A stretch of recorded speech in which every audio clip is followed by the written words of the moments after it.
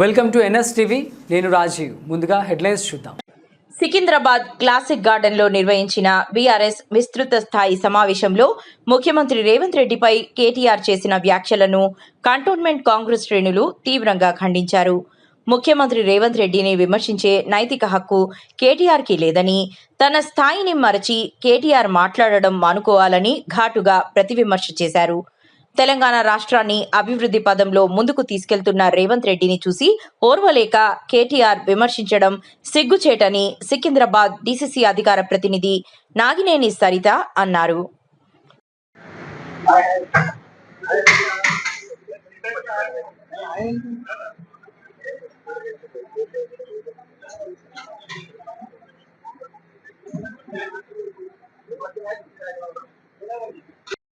విచేసిన విలేకరుల మిత్రులందరికీ ధన్యవాదాలు. అలాగే Cantonment constituency MLA Shri Ganesh అన్న గారికి ధన్యవాదాలు.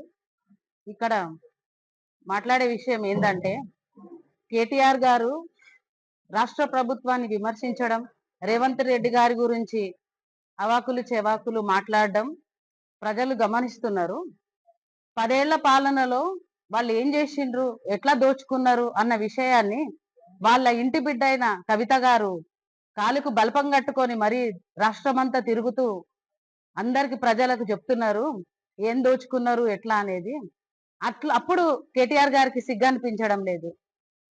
ఈ ప్రభుత్వంలో జరుగుతున్నది మంచి కాబట్టి వాళ్లకు ఓర్వలేని తనంతోని ఎట్లా కాంగ్రెస్ ప్రభుత్వం ఇంత మంచిగా ముందుకు సాగుతున్నది, తెలంగాణ ఆడబిడ్డలు ఆత్మగౌరవాన్ని కోల్పోయేలా ప్రభుత్వాల మీద, సంక్షేమ పథకాల మీద ఆధారపడేటట్టు గత ప్రభుత్వం చేస్తే, ఈ ప్రభుత్వము వాళ్ళకి వ్యాపారాలు ఇచ్చి వాళ్ళని ముందుకు నడిపిస్తూ వాళ్ళే ట్యాక్సులు కట్టే విధంగా ఎట్లా ముందుకు తీసుకుపోతున్నారు అది చూసి ఓర్వలేక ఈ రోజు ఏవేవో మాట్లాడుతున్నారు. తెలంగాణ ఆడబిడ్డల ఆత్మగౌరవం దెబ్బతినేలా మాట్లాడకూడదని వాళ్ళ ఇంటి బిడ్డ అయిన కవిత గారే చెప్తున్నారు. వాళ్ళ ఇంటి బిడ్డకే మర్యాద ఇయ్యలేని ప్రభుత్వం గత ప్రభుత్వము వేరే ఆడపిల్లలకు ఎక్కడ మర్యాద ఇస్తున్నారు, వాళ్ళ దగ్గర ఎక్కడ ప్రజలకు క్షేమం సంక్షేమం ఉన్నది అని ఆమె అడుగుతుంటే వాళ్ళకు సమాధానం చెప్పుకోలేని పరిస్థితిలో ఈ రోజు గత పాలకులు ఉన్నారు. ఈడ తెలంగాణ రాష్ట్రంలో ఈరోజు రేషన్ కార్డులు ఇవ్వడం కానీ, సన్న బియ్యం ఇవ్వడం కానీ, పొదుపు సంఘాల గ్రూపులకు పెద్ద మొత్తంలో లోన్లు ఇవ్వడం కానీ, ఈరోజు తెలంగాణలో కాంగ్రెస్ ప్రభుత్వం ఎంత అభివృద్ధి చేస్తున్నదో ప్రజలు గమనిస్తున్నారు. అందరికీ తెలిసిన విషయమే. కేవలము ప్రజలను మభ్యపెట్టే విషయం వాళ్ళు ఒక్కటే నిర్ణయించుకుండ్రు, ప్రజలని తప్పుదోవ పట్టించాలి. రాష్ట్ర ప్రభుత్వం ఏం చేస్తున్నది అనేది ప్రజలకు తెలియవద్దు, తెలిసినా గాని వాళ్ళు వేరే దారిలో మళ్ళేటట్టుగా వాళ్ళని అపోహలకు గురి చేస్తున్నారు తప్పితే ఈ ప్రభుత్వంలో జరుగుతున్న అభివృద్ధి గత ప్రభుత్వంలో జరగలేదు. గత ప్రభుత్వంలో కాంట్రాక్ట్లు అన్నారు దోచుకోవడం కోసమే.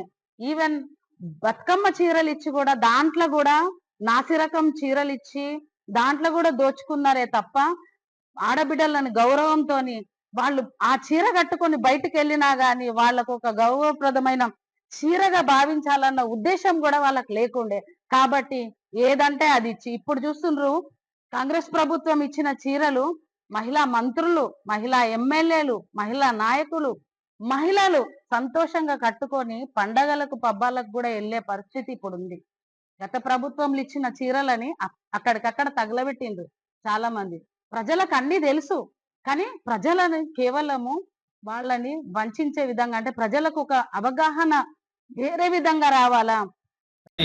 బయట ప్రాంతాల నుంచి జనాలను తీసుకొచ్చి ఇక్కడ మీటింగ్ పెట్టారంటేనే కంటోన్మెంట్ ప్రజలు మీ వెంట లేరని చెప్పి స్పష్టంగా అర్థమవుతా ఉంది.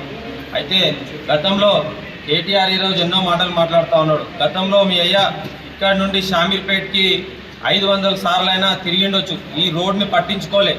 గౌరవ ముఖ్యమంత్రి వర్యులు ఈరోజు గతంలో ఇక్కడ ఎంపీగా ఉన్నందున ఇక్కడ ఉన్నటువంటి స్థానిక సమస్యలన్నీ కూడా తెలిసినటువంటి వ్యక్తి కాబట్టి ముఖ్యమంత్రి అయినటువంటి వెంటనే కేంద్ర ప్రభుత్వంతో మన రవాణా శాఖ వారితో మాట్లాడి ఎలివేటర్ కారిడార్ని ప్రారంభించడం జరిగింది. వాటికి తీసుకున్నటువంటి స్థలాలకు కూడా ఏదైతే అమౌంట్ చెల్లించాల్సి ఉందో 303 కోట్లను మరి ఆ 303 కోట్లను కేంద్రానికి కాకుండా కంటోన్మెంట్ అభివృద్ధి కోసానికే కేటాయించడం ఈ యొక్క ముఖ్యమంత్రి గారు చేసినటువంటి పనికి చాలా గర్వకారణం. మా ఎమ్మెల్యే గారి కృషి కూడా దాంట్లో ఎంతో చాలా ఉందని చెప్పి సందర్భంగా తెలియజేస్తూ మరి కేటీఆర్ గారిని సూటిగా ప్రశ్నిస్తున్నాం. మీ ముఖానికి ఇలాంటి పనులు ఇలాంటి ప్రయత్నాలు ఏ రోజైనా చేశారా గత 10 సంవత్సరాలుగా అని చెప్పి ఈ సభాముఖంగా మేము సూటిగా ప్రశ్నిస్తా ఉన్నాం.